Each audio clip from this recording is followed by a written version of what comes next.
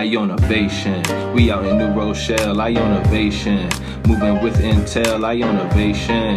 Now we in the groove, Ionavation. We making money and moves. Hello, Ionavators. Welcome back to Ionavation Podcast. I'm Riana. And I'm Jordan. And today we have Daniel Potocki here, our Entrepreneur-in-Residence here at the Hynes Institute. So welcome, Danny. Thank you. Great to be here. So, Danny, what is it that you do? Like, exactly what is your role here? Like, what is exactly that, everything that you do so people know? Sure. First, thanks for having me on. Appreciate that. Yes. And first, I'd say the first thing is I'm an alum of Iowa College. Yes. So 2006 is when I graduated, and it was great to be here as an undergrad, and spending some time after helping out too. So that gives me a ton of perspective, being on campus. And I was a student athlete as well, so involved in some student government and campus ministry. Wow. So I loved the time here. I met my wife here, which was great. So bringing that back to campus, I was also shaped by first being an adjunct last year, where the Hynes Institute director Christoph Winkler asked me to come and teach some classes. So I first started in the classroom. When I first came back, so that was pretty cool and gaining that perspective. So I think two of those combined with the Entrepreneur-in-Residence, number one is to be present here on campus, to be here in the Hynes Institute for Entrepreneurship and Innovation, and to try to bring more students here and to bring more of the outside community here. So I want, and I think the team wants, more people to engage and collide and create and ideate here in the space. Yeah. And I think, as a major part of that, it's to just, try to spread awareness and spread the word right now of what we're trying to do with classes and competitions, and we can get into that. Yeah. But we believe students have a ton of ideas that they could work on. And I want to be a resource to them to make those happen. So it's nice. Yeah. So with your transition, what are some things that you're most excited about? I just mentioned it, but the students. I think everything is driven by the creativity and also the confidence that the students bring to the table, and sort of helping students question, are their ideas good? Would they meet the market? Would they help other people? How are they going to impact the world? Whether that be their community, their family, a business, or an industry, depending on how large someone is really thinking about it. I just love sitting with and connecting with, and also pairing other mentors and whatnot, with the students. So I think that's the reason why everyone's here generally on the campus, right? To move students closer to their intention and closer to themselves and their own health and their own mindset, and obviously what they're working on. Yeah. So that's something that drives me every day. Yeah. So I see you're very advocate for Iona students. You love the community, you love to help the students. So how will your position help an Iona student here in general? Yeah, I think we could be really specific about it. Yeah. Great example number one is we can schedule and plan one-on-one mentor sessions. That's nice. So if a student not only has an idea but has an existing project, maybe is thinking about something in class, or is moving towards or planning to do something like a competition. Yeah. For example, the Iona Innovation Competition that's happening on April 30th.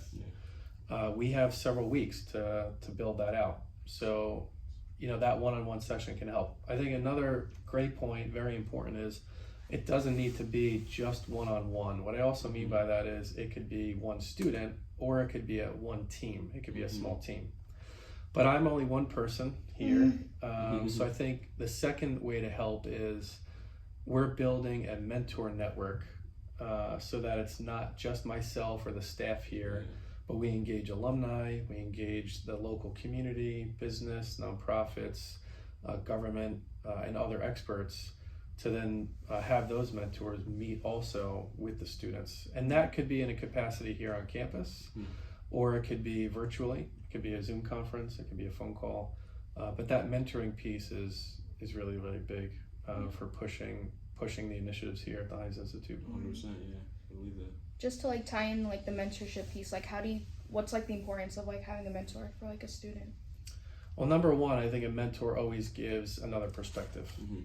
So, creative and critical thought that I think, everyone is really engaging here on campus, whether that be humanities or business or life sciences or health, the arts. There's self-discovery as a part of that, just as much as the idea unfolding or the business formation. Wherever someone is in that process, a mentor can meet them where they're at. So if they're thinking about, major challenges in their life relative to an idea and how they want to help other people, that's a great exercise to go through with a mentor. And then also, if it's even very practical, for example, someone doesn't know the financial side or the monetary side or the budgeting, I think that's a common example of you have to pair with a mentor to get that outside perspective. And then the last point I'd make on it is a group of mentors, sort of mini group or a panel, especially when you're going towards competitions, is really impactful because the point is you always have to share updates to your idea and to your process. And if you get feedback on that, you're going to improve time and again. And sometimes that isn't on a linear scale. Sometimes you just have to redirect. And outside perspective really helps that. So. Well, then you run the Hynes Institute. I hear you talk about wellness with the student entrepreneur pretty often. Like, what do you mean by that? Like exactly, wellness with the student entrepreneur? Yeah, it's a great question. I think it's even broader than student entrepreneurs, but it's really important to start this early in the process. Just to put it out there, I think students are dealing with a lot of stress, or they're managing a lot of things which could be triggers for that stress. And whatever spectrum, whatever part of the spectrum a student is on, whether it's what I call healthy stress, right? Something that like you're worried about and nervous about, but it's kind of getting you up, it's getting you motivated, it's pushing you in that direction.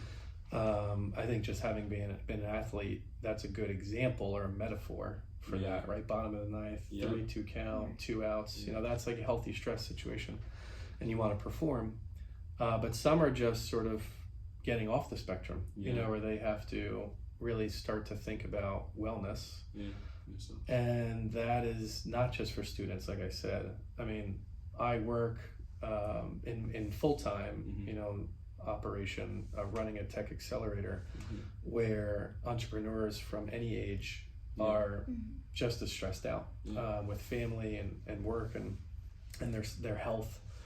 So there are practical ways that we have to think through these things, and running sessions to open up the awareness on talking to other people, engaging with friendships, working out, eating healthy. And I think these are ways to build mindset. And to even in some cases, if it helps students, to build a pathway or a ritual that can help students manage time. Habits. The habits, great. The habits, and this is a big area of study, not only in business but in behavioral economics, if anyone's interested in that, in psychology and industrial organizational psychology, that motivation, and habits, purpose and productivity are major areas of exploration. And tapping into that as early as possible as a student is really important. So the Iona Innovation Challenge is happening right now. Great news, the milestone 1 has been extended to March 1st. So get those submissions in. Do you want to add anything? Like, you're here to help. Yeah, and just to be clear, I think that's a great mention and call to action for students. By extension on milestone 1, to be specific, it's a 1-minute video, right? That is sort of an elevator pitch on you and your idea and why it's important. Is that right? Yeah. I mean, that's you can take it as like a selfie, or like if you want to put together a visual pitch, 1 minute. Okay, yeah. So that will help, I think, folks here understand what the idea is, where you're going, and what you're thinking. I don't think it's really about phasing out ideas. It's just we have to understand what mentors we can provide, what resources we can provide. Maybe there's additional workshops based on the ideas that we have to spin out. So it's very motivational in that way. But there's 2 call to actions. Number 1, the Iona Innovation Challenge is on April 30th.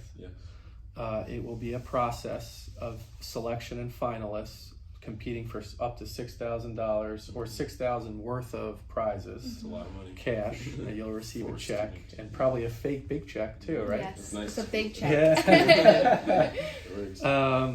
And that will end up being in a panel in front of a panel of judges.